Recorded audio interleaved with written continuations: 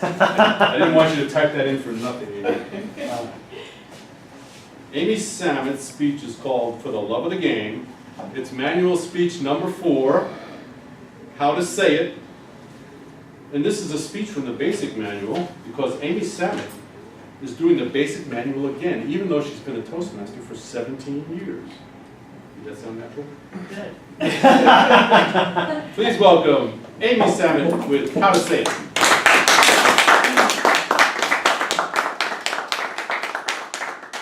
Mr. Toastmaster, fellow Toastmasters, and welcome guests. I went to Ohio State University, but I am not a football fan. Like some people don't have a sense of direction, some people don't have a sense of rhythm. I don't have a sense of football. I just don't get what the big deal is. But that doesn't mean that I can't appreciate that other people are excited and delighted by football. In fact, sometimes this works to my favor. When I was in college, I had my cousin come visit for the weekend. She was there the weekend of the Michigan OSU game. And instead of going to the game, we did my favorite activity, which was going over to the university hospital, going up to the 9th floor to the maternity ward, and looking at the gallery of newborn babies. This is the most amazing thing. You look at all their little faces, and they're only hours old or days old. You can already tell who's the loser, who's going somewhere, and who's going to be trouble. We were there for hours and hours. Nobody asked what we were doing. Nobody asked why we were there. Because everyone was glued to the TV screen watching the big game. We could have stolen a baby. In fact, if you want a baby and you can't get your hands on a baby, I suggest going to Ohio State University Hospital on the day of the Michigan OSU game. You can just walk out with anything you want. And in fact, if someone had gotten caught doing that, and if the case went to court, the judge would have said, hey, they did what they did for the love of the game. Case dismissed. I'm so into this, meaning I get it. You know, I don't feel it myself, but I get it. Lately, there's been this big outcry, all these professional football players, we have head injuries now. Like, you didn't see that coming? When you suited up for every practicing game by putting on a helmet, shoulder pads, chest plate, back plate, face guard, mouth guard, padding on every inch of your body, and you didn't see it coming. Tell me you're kidding. And then the cheerleaders, the same thing. They're whining about, oh my gosh, we don't make minimum wage, we have to pay for our own outfits. Do you know how many women would give their right arm to be a Dallas Cowboy cheerleader? You're idolized by thousands of people. You're great looking, you're talented. Shut up! You're supposed to be doing it for the love of the game. Now, when I was in college, I lived in the dorms. A lot of the football players also lived in the dorm. It was very entertaining to eat in the same room as football players because a normal table seats 6 normal people or 2 football players. You would see them with stacks of steaks on their plate. Whoa. So there'd be 2 at this table, each with a stack of steaks, and then in the middle would be this platter of grilled cheese sandwiches that they were eating in one bite, like they were cookies. This was crazy.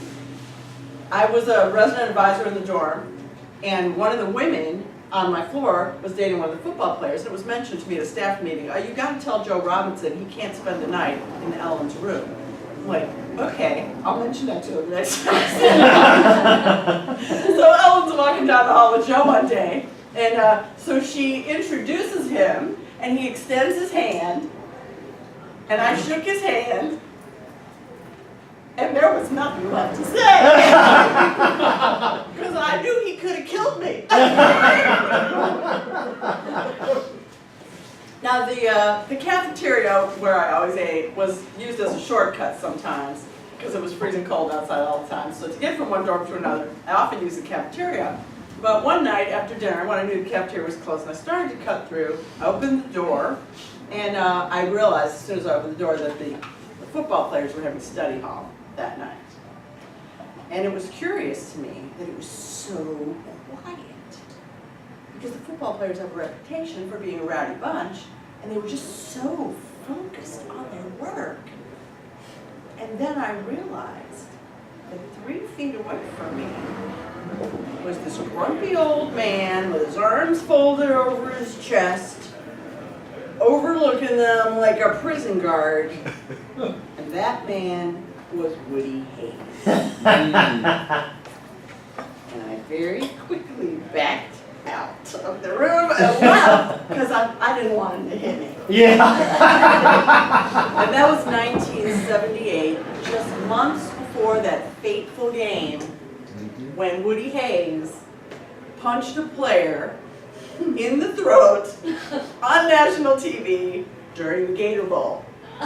He had a good reason though, because it seemed very clear that Ohio State was going to win that game until a pass was intercepted by Charlie Bauman.